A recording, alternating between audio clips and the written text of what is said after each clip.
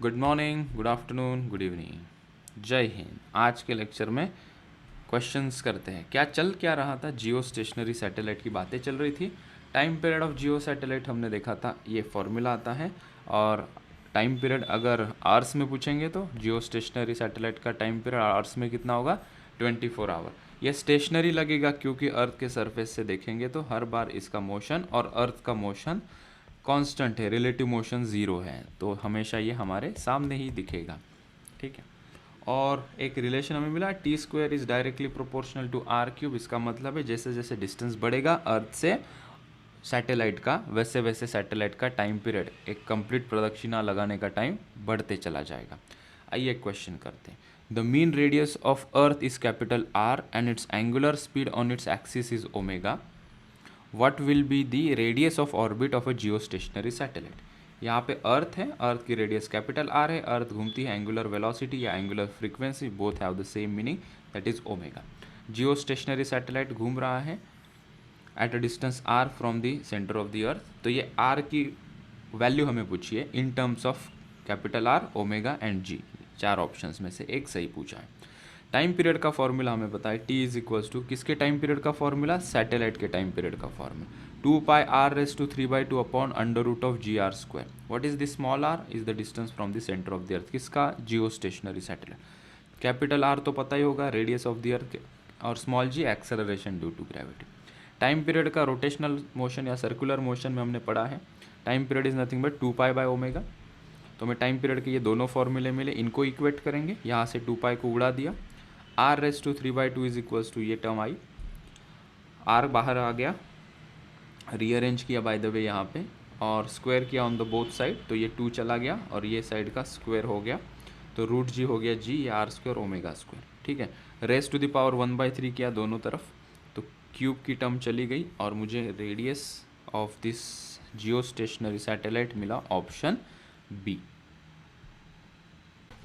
In this second question, if a satellite of mass 400 kg revolves around the Earth in an orbit with a speed 200 meter per second, then its potential energy is, and the four options are given. Satellite of mass 400 kg, it is revolving around the Earth with a velocity of 200 meter per second. हमें पूछा है potential energy इस satellite की कितनी होगी। Potential energy का formula -g capital M small m upon r। Kinetic energy का formula 12 mv², and while substituting v we get the formula gmm upon 2r। Relation भी हमारे पास है, potential energy is equals to -2 kinetic energy, minus twice the kinetic energy. So potential energy find out करनी थी हमें, is equals to का sign कहाँ चला, इक्वल्स टू -2 काइनेटिक एनर्जी को हम 12 mv² पुट करेंगे because velocity is given, so 12 mv², ये 2 और 2 कैंसिल हुआ, so potential energy is equals to -mv²। इसको ये नहीं लिखते, सिर्फ पोटेंशियल एनर्जी भी रहने देते तो भी चल जाता। मास को 400, वेलोसिटी को 200 का स्क्वायर, सॉल्व किया, we got -16 × 10⁻6 joules. 1 mega joule is nothing but 10⁻6 joule, so ये 10⁻6 जूल्स को हटा के मेगा लिखा because answers were expecting in mega joules, तो ऑप्शन सी सही निकला। सर वो थर्ड लॉ का थोड़ा जिस्ट वापस से दो ना। सो देखो, basic concept for Kepler's law. ठीक है, केपलर्स लॉ के पढ़ने के पहले कुछ बेसिक कॉन्सेप्ट पढ़ना ज़रूरी है। उसके भी पहले केपलर्स लॉ क्या है बेसिकली मैं बता देता हूँ यहाँ पे। ठीक है, केपलर्स लॉ क्या कहता है, केपलर्स के बेसिकली 3 लॉ हैं। ठीक है, फर्स्ट लॉ क्या कहता है कि अर्थ एंड सन, इनके पोजीशन के बारे में बताएं, और अर्थ जो घूमती है अराउंड द सन उसका पाथ के बारे में इंफॉर्मेशन दिया है। अर्थ वहाँ नहीं है, अर्थ यहाँ है। अर्थ रिवॉल्व करेगी सन के अराउंड इन इलिप्टिकल पाथ, जैसा कि मान लो इलिप्स बन रहा है, सर्कुलर पाथ में सन के अराउंड अर्थ रिवॉल्व नहीं करती, इलिप्टिकल पाथ में रिवॉल्व करती है। इलिप्स के सेंटर नहीं होता, इलिप्स का फोकस होता है, तो हम कंसिडर करते हैं फोकस, और इलिप्स को 2 फोकस होते हैं, एक यहाँ पे होता है एक यहाँ पे होता है। कहीं दोनों फोकस में से कहीं एक फोकस में मैंने कंसिडर किया कि सन यहाँ पे। ठीक है, तो we consider sun is to be at one of the focus या foci and earth revolves in a elliptical orbit, ये फर्स्ट लॉ है। सेकेंड लॉ कहता है कि अर्थ की जो स्पीड है, अर्थ जब सन से काफ़ी दूर डिस्टेंस पे होगा तो उसकी स्पीड कम होगी, और अर्थ जब सन के नज़दीक होगा उसकी स्पीड ज़्यादा होती है। ठीक है, उसको वो दूसरे लैंग्वेज में रिप्रेजेंट करते हैं एरिया स्वेप्ट अपॉन टाइम। कितना एरिया और कितने टाइम में स्वेप्ट किया, ये इसका इक्वल होता है। कोई भी दो पोजीशन, यहाँ पे ब्लू कलर की पोजीशन और ग्रीन कलर की पोजीशन से समझते हैं। लेट से 1 सेकेंड में इक्वल टाइम, कुछ तो कॉमन होना चाहिए ना, तो 1 सेकेंड में अर्थ यहाँ से यहाँ आती है। वही अगर उसकी पोजीशन जब वो थोड़ा नज़दीक है सन के, वहाँ पे देखते हैं 1 सेकेंड में वो यहाँ से यहाँ घूमता है। तो हमने देखा कि इसका अगर हम इसको ज्वाइन कर दे सन से, ये 1 पोजीशन और 2 पोजीशन इन 1 सेकेंड, और यहाँ पे ये 1 पोजीशन और ये 2 पोजीशन सन से ज्वाइन कर दें, और जो एरिया बन रहा है वो एरिया हमने देखा वो क्या है, इक्वल है। ठीक है, मतलब ये डिस्टेंस थोड़ा कम होगा, ये डिस्टेंस थोड़ा ज़्यादा होगा। यहाँ पे ये लेंथ देखोगे, ये लेंथ ज़्यादा होगी और ये लेंथ इसकी कम है। तो उसको equal area and equal time अगर स्विफ्ट करना है तो उसकी वेलोसिटी को थोड़ा सा चेंज करते रहना पड़ेगा। तो इसलिए इन्होंने कहा कि जब सन के पास होगी अर्थ उसकी स्पीड ज़्यादा होगी, और जब वो सन से दूर होगी हमारी अर्थ उसकी स्पीड कम होगी। यहाँ पे धीरे चलेगी, टुक टुक टुक टुक टुक टुक टुक टुक टुक टुक, जैसे नज़दीक आएगा टुक टुक टुक टुक टुक टुक धीरे चलेगा। थर्ड लॉ क्या कहता है, square of period of revolution of a planet in its orbit is directly proportional to the semi major axis of the elliptical path. ठीक है, तो सेमी मेजर एक्सिस क्या होता है उसकी हम बात करेंगे, और सेमी मेजर एक्सिस के अबाउट उसका टाइम पीरियड कितना होता है हम उसकी बात करेंगे। ठीक है, क्योंकि ये डिस्टेंसेस हमेशा चेंज होते हुए जा रहे हैं ना। ठीक है, तो उसका टाइम उस हिसाब से चेंज हो रहा है। So that is regarding the third law. तो अभी आइए इसको हम डिटेल देखते हैं, फर्स्ट सेकेंड थर्ड लॉ को। और उसके भी पहले हम क्या करेंगे, सेकेंड लॉ के लिए कुछ 2-3 चीज़ें समझना ज़रूरी है। तो हमने उसके पहले हेडिंग लगाया है basic concept for Kepler's law. इसमें क्या है, एक पॉइंट है उसको हेडिंग नीचे दे देते हैं, conservation of angular momentum, conservation of angular momentum. ठीक है, इन सैटेलाइट भी कह सकते हैं हम, यहाँ पे हम प्लैनेट्स की बात कर रहे हैं तो प्लैनेटरी मोशन यहाँ पे हेडिंग दे देंगे। क्या मामला है यहाँ पे, ये मामला ऐसा है, पहले मैं इलिप्टिकल पाथ ड्रॉ कर दूँ, किसी भी एक फोकस पे मैं सन को रख देता हूँ, दिस इज सन। ठीक है, और यहाँ पे हम ले लेते हैं अर्थ, ग्रीन नहीं डिफरेंट कलर। ठीक है, अर्थ। ओके, फॉर आवर कंसिडरेशन मानते हैं कि कोई प्लैनेट का मोशन, मैं इधर से दिखाता हूँ क्योंकि मुझे वहाँ से ज्योमेट्री ड्रॉ करनी है। सन से अर्थ का जो पोजीशन है वो पोजीशन हम इससे दिखा देते हैं, ये पोजीशन है सन से अर्थ। ठीक है, समझते चलो, ज्योमेट्री ड्रॉ कर रहा हूँ बस। ये आर पोजीशन वेक्टर से ड्रॉ किया मैंने, अर्थ की पोजीशन सन से दिखाई हमने इस एरो से। ठीक है, अच्छा, इस प्लैनेट के पास अपनी कुछ वेलोसिटी होगी, इधर जा रहा होगा v वेलोसिटी से अर्थ जारी होगी यहाँ पे। ठीक है, पोजीशन वेक्टर को थोड़ा एक्सटेंड करते हैं, इस पोजीशन वेक्टर को मैं थोड़ा आगे एक्सटेंड करता हूँ तो वो वेलोसिटी के साथ एंगल थीटा बना रहा है। ठीक है, ओके, जब अर्थ यहाँ पे आ जाएगी तो उसकी वेलोसिटी ये हो जाएगी, जब अर्थ यहाँ पे होगी उसकी वेलोसिटी इधर की तरफ होगी, और जब अर्थ लेट्स से यहाँ पे होगी उसकी वेलोसिटी यहाँ पे हो जाए, इस डायरेक्शन में आ जाए। तो सबसे कम वेलोसिटी कहाँ पे होगी, थोड़ी देर पहले हमने देखा कि जितना ज़्यादा डिस्टेंस होगा सन से अर्थ का, वहाँ पे उसकी वेलोसिटी सबसे कम होगी। तो सन से उसका हाईएस्ट डिस्टेंस तो यही है, तो this is the minimum velocity of the earth when it is at this position. इस पोजीशन में आएगी तो मिनिमम होगी वेलोसिटी। मैक्सिमम कहाँ होगी, जब उसका डिस्टेंस सन से कैसा हो, काफ़ी कम हो, तो this is R minimum distance है। तो वहाँ पे अर्थ की वेलोसिटी कैसे होगी, मैक्सिमम होगी। ये बेसिक बातें हैं, ठीक है, रिपीट कर दिया हमने, ठीक है। और सन बता दिया, मिनिमम डिस्टेंस बता दिया। अभी इसके अंदर कोई फोर्स लग रहा है क्या? अर्थ के ऊपर कोई फोर्स लग रहा है क्या? बिल्कुल लग रहा है। कौन लगा रहा है? सन लगा रहा है। कहाँ लगा रहा है? अपनी तरफ लगा रहा है। कौन सा लगा रहा है? Gravitational force. So gravitational force कहाँ लग रहा है? Gravitational force is acting inwards, ठीक है। इसको मैं यहाँ पे बना दूँ, ये क्या है? Gravitational force. अर्थ के ऊपर भी ग्रेविटेशनल फोर्स लगता है सन का, तभी तो वो घूम पा रहा है इलिप्टिकल पाथ में। ग्रेविटेशनल फोर्स अंदर की तरफ ही लगेगा, टूवर्ड्स द सन, ठीक है। अच्छा, इतनी बातें लेकर हम आगे चलते हैं, ठीक है। एक पॉइंट मेरे साथ तुम लोग लिखोगे। पहला पॉइंट यहाँ पे, where should I write? I will write it here. First point, colour I will change to this. In motion of a satellite or planet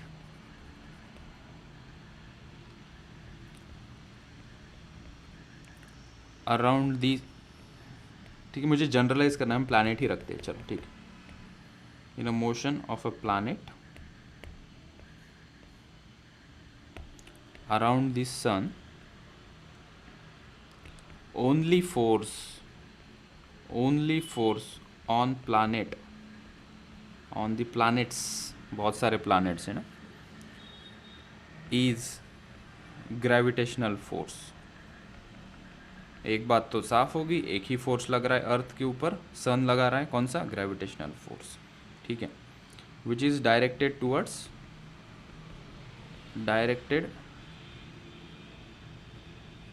the centre of sun, ठीक है, directed toward the centre of sun, ठीक है। उसको हम F G से denote कर देते हैं यहाँ पे, इसको यहाँ डिनोट कर देते हैं एफ सफिक्स जी से, अंदर की तरफ लगा, ठीक है। अभी ज़रूरी बात आई, ठीक है, सेकेंड पॉइंट, ज़रूरी बात। As F G is passing through gravitational force is passing through center of sun, hence no torque acts on planets, hence no torque acts on planet with respect to sun, ठीक है। ये ज़रूरी point समझना, ठीक है। कह रहे हैं कि टॉर्क कहाँ से आ गया भाई? ये मोशन में टॉर्क की बात कहाँ से आ गई? पहले तो उसने हमें सरप्राइज किया, ठीक है। सेकंड पॉइंट को रीड करते समझ लेते। As F G this centripetal force नहीं sir, gravitational force, as gravitational force is passing through centre of the sun, जैसे कि हम देख सकते हैं यहाँ पे, hence no torque acts on the planet with respect to sun, ठीक है। तो यहाँ पे हम देखेंगे, मैथमेटिकली टर्म समझेंगे तो बात थोड़ी सी पल्ले पड़ सकती है। फोर्स यहाँ पे लग रहा है, फोर्स यहाँ पे है, और ये पोजीशन वेक्टर भी क्या है? इस डायरेक्शन में। सो टॉर्क क्या होता है basically? If you know the formula of torque, to understand the second point, first let's deal with its mathematics. Mathematically इसको कैसे लिखा जा सकता है? टॉर्क इज इक्वल्स टू क्या होता है? आर क्रॉस एफ होता है, ठीक है। इसको हम नॉर्मल साइन थीटा के फॉर्म में लिखेंगे तो लिखेंगे आर एफ साइन थीटा। यहाँ पे मैं देख रहा हूँ आर और एफ क्या है? आर तो बाहर की तरफ है भाई, आर तो बाहर की तरफ है, ये आर है, और ये हमारा जी फोर्स है, ग्रेविटेशनल फोर्स एफ जी। इनके बीच में एंगल कितना है? आर और एफ के बीच में, ये आर इधर की तरफ है और ये एफ जी इधर के तरफ है। हमने देखा एंगल इनके बीच में कितना है? 180 डिग्री है। तो हमने यहाँ पे लिखा वो angle R F sine 180 degree. Sine 180 degree कितना होता है? मेरे हिसाब से 0 होता है। तो यहाँ पे टॉर्क हमें मिला 0, टॉर्क हमें क्या मिला? 0।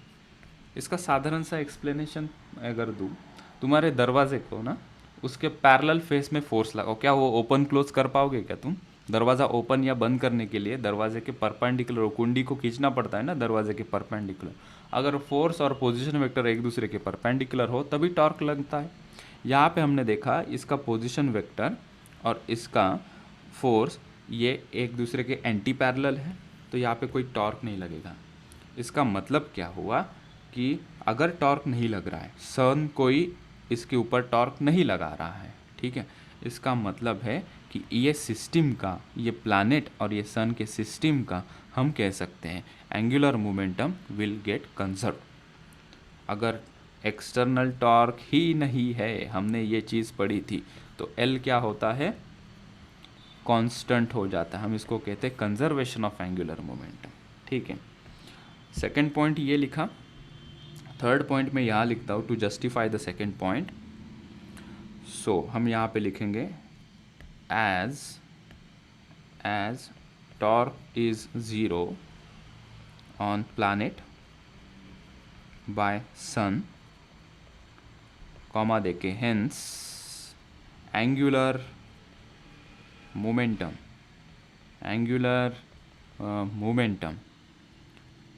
will remain conserved, constant लिखते हैं, constant को अच्छा वर्ग है, conserved, will remain conserved during its motion। किसका मोशन, प्लैनेट का मोशन, ड्यूरिंग इट्स मोशन, ठीक है, ओके। एंगुलर मोमेंटम का फॉर्मूला क्या होता है वो उसके पीछे लिख देते हैं। Angular momentum is equals to M V R sine theta which is equals to constant, ठीक है। उसको आई ओमेगा भी लिख सकते हैं, लेकिन यहाँ पे वो मोमेंट ऑफ इनर्शिया के टर्म में हम नहीं लिखेंगे, हम मास, पोजीशन वेक्टर और उनके बीच का एंगल के टर्म में लिख रहे हैं। So L is equals to M V R sine theta is equals to constant. So this is the concept, ठीक है। अब ये कॉन्सेप्ट का इस्तेमाल करके कुछ भी क्वेश्चन बन सकता है। It's like a recipe you have given with a salt, चीनी, नमक, वेजिटेबल्स और बहुत सारा रॉ मटेरियल दिया है कि हमने कहा कि अभी इसकी कुछ सब्ज़ी बनाओ। सो डिफरेंट फ्लेवर की सब्ज़ी बन सकती है। वैसे ही taking a one concept different types के क्वेश्चन बन सकते हैं। And this concept is helpful for understanding the second law की अंडरस्टैंडिंग में, और उसके सॉल्विंग में हमें ये कॉन्सेप्ट हेल्प करेगा, कंजर्वेशन ऑफ एंगुलर मोमेंटम, ठीक है। अच्छा, इतना लिख लो, फिर हम आगे चलते हैं, ठीक है। सो हेडिंग लगाओ, Kepler's law of planetary motion. नीचे हम लिखेंगे these laws are formulated to understand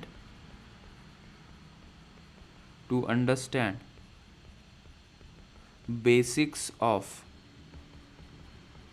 planetary motion around sun, and these are also applicable for satellite का मोशन। अब satellite motion, for satellite motion around a planet, ठीक है। Satellite planet के around घूमता है, सन के अराउंड में, ठीक है। जल जाएगा ना, सन के अराउंड घूमेगा तो, ठीक। ना फर्स्ट लॉ, केप्लर के 3 लॉ है, उसमें से first law, Kepler's first law, इस लॉ का कुछ नाम है, इसको कहते हैं लॉ ऑफ ऑर्बिट, ठीक है। क्या है ये लॉ? ये लॉ कहता है वाह, all the planets moves around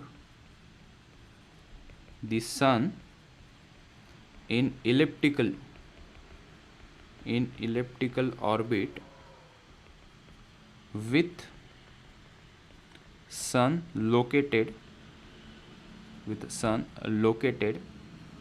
at one of the foci of ellipse।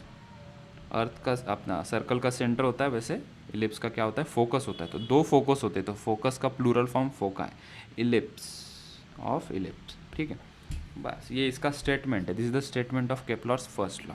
ठीक है, जो हमने पिछले कंजर्वेशन के लिए डायग्राम समझी थी वैसे ही ये है। ठीक है, इसके सर अंदर मेरे कुछ को इसके थोड़ा समझ में नहीं आया, मतलब ये जो चीज़ है ना सर, मतलब एलिप्टिकल ऑर्बिट में मूव होता है तो एलिप्टिकल में दो फोका रहता है, तो एक ही फोका होने के कारण उनका रोटेशन कुछ ये नहीं होगा क्या, चेंज? समझ लो बेटा पहले, I have not explain it. ठीक है, समझ लो पहले।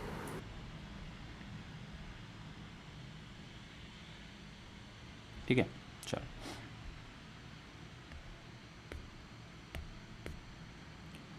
Different colour and this line. ठीक है,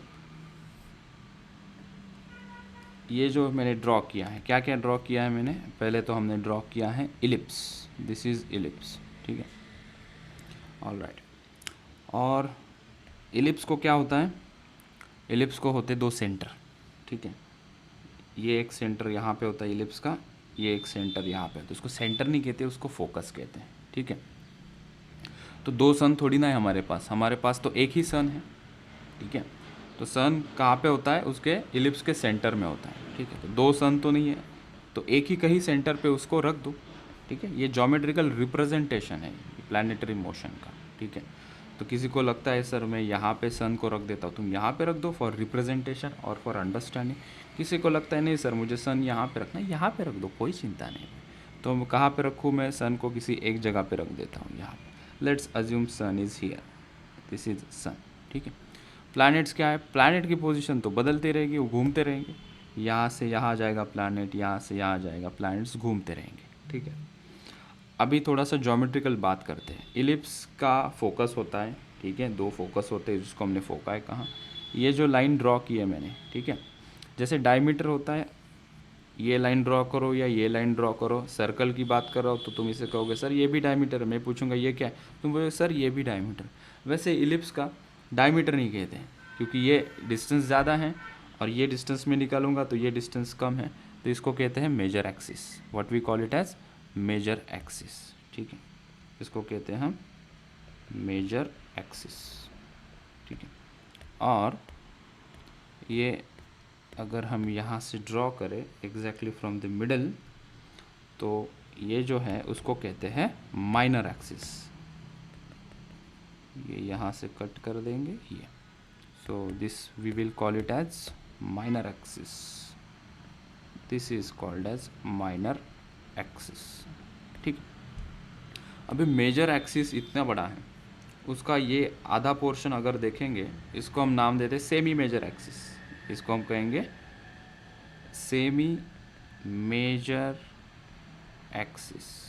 ठीक है, माइनर एक्सिस के आधा पोर्शन, इतना ही पोर्शन अगर हम देखते हैं तो इसको हम कहेंगे सेमी माइनर एक्सिस।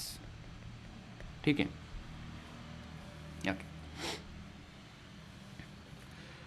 कुछ और टर्म्स हैं, ये डायग्राम में मैं निकालूंगा तो कन्फ्यूजन हो जाएगा, तो मैं सेपरेटली यहाँ पे निकालता हूँ। ठीक है, the same situation I will plot it here, और कुछ थोड़ी और टर्म्स बाकी है एलिप्स के बारे में समझना, वो यहाँ पे हम सेपरेट डायग्राम के थ्रू समझ लेते हैं। ठीक है, ओके, ये यहाँ पे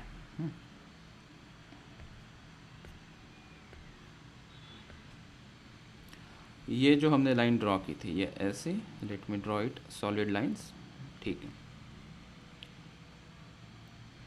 ये डिस्टेंस हम ए से दिखाते हैं, दिस डिस्टेंस किससे दिखाएंगे, हम ए से दिखाएंगे। ये डिस्टेंस क्या है, सेमी मेजर एक्सिस का डिस्टेंस क्या है, ये ए है। यहाँ से ये डिस्टेंस भी क्या होता है, ए होगा। सन यहाँ पे कहीं है। ठीक है, अच्छा, और ये जो वर्टिकल डिस्टेंस है ये किससे दिखाएंगे हम, ये दिखाएंगे बी से। ठीक है, मुझे यहाँ के कोऑर्डिनेट्स अगर चाहिए तो यहाँ का कोऑर्डिनेट मुझे मिल जाएगा। ये अगर 0,0 है, इसको अगर 0,0 माने, यहाँ पे सन है। ठीक है, सन को थोड़ी बार देर छोड़ दो, ज्योमेट्रिकल टर्म से समझो इसे। तो ये 0,0 है, तो ये पॉइंट क्या होगा, this point will be A,0। ठीक है, और इसके पीछे अगर ये पॉजिटिव एक्स एक्सिस है तो निगेटिव एक्स एक्सिस उसके पीछे होगी, तो ये हो जाएगा हमारा -a,0 ये इसकी पोजीशन है, ठीक है। मतलब क्यों ज़रूरी है ये बताना, क्योंकि अगर मान लो कि हमारा अर्थ यहाँ पे आ गया तो इसके पोजीशन के थ्रू, ये डिस्टेंस के थ्रू कुछ फॉर्मुलेट कर पाए, ठीक है, कुछ हम चीज़ें फॉर्मुलेट कर पाए, ठीक है। ये जो सन है, सन का यहाँ से ये जो डिस्टेंस है वो डिस्टेंस होता है ए ई एक नंबर होता है, उसकी वैल्यू 0 से 1 होती है, हमें इतना डिटेल नहीं जाना है उसकी, ठीक है।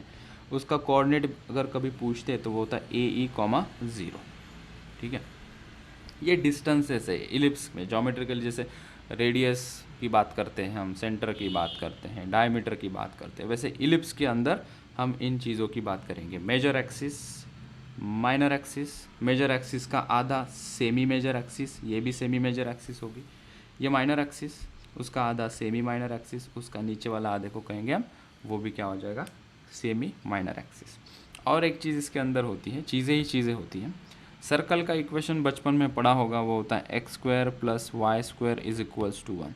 वैसे ही किसी भी इलिप्स को ड्रॉ करना हो तो उसका कोई इक्वेशन होगा, इसका इक्वेशन हो, जैसे कि तुम y = x कहने से ही तुम इमीडिएटली स्ट्रेट लाइन ड्रॉ कर रहे हो, मैं कहूँगा y = x² से तुम इमीडिएटली ऐसा कर्व ड्रॉ कर रहे हो। वैसे ही इलिप्स को ड्रॉ करने के लिए कोई इक्वेशन बताओ, ताकि हमें इमीडिएटली झट से आइडेंटिफाई हो जाए कि ये इक्वेशन, मतलब इसको अगर हम ज्योमेट्रिकली प्लॉट करेंगे तो ये इलिप्स बनाएगा। वो इक्वेशन होता है इलिप्स का x² / a² + y² / b² = 1। इसको कहते हैं, this is the equation of ellipse, ठीक है।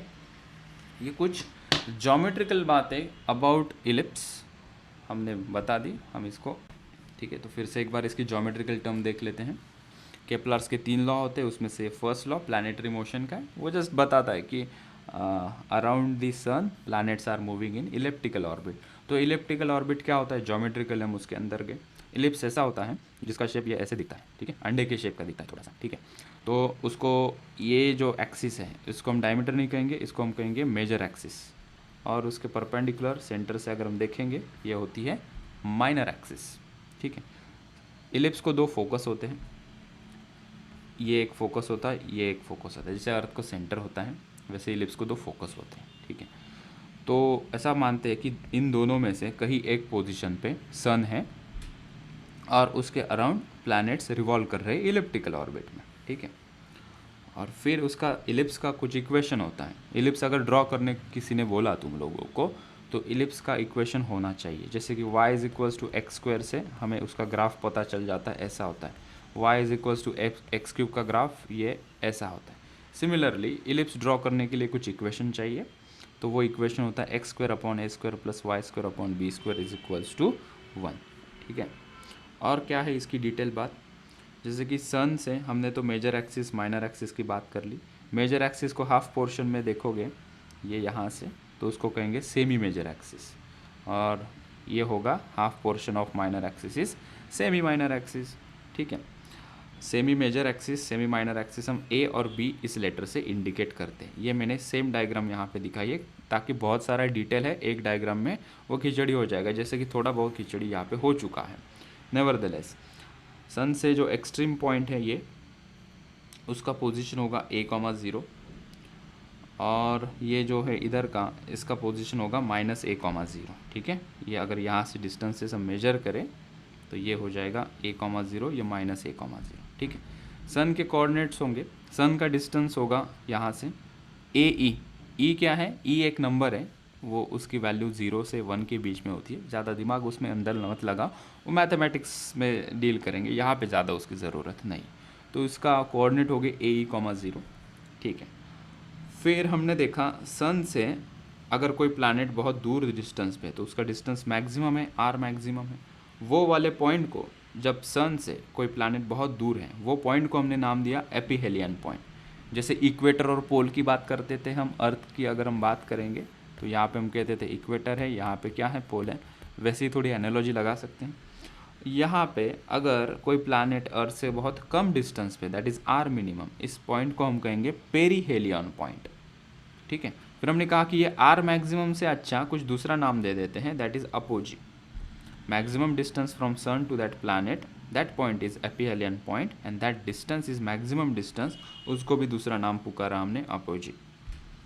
सन से कोई प्लैनेट काफ़ी कम दूरी पे है, उस पॉइंट को हमने कहा पेरीहेलियन पॉइंट, और सन से वो जो डिस्टेंस है दैट इज़ मिनिमम डिस्टेंस, उसको नया नाम दे लिया हमने पेरीजी। ठीक है, these are the few points regarding Kepler's first law.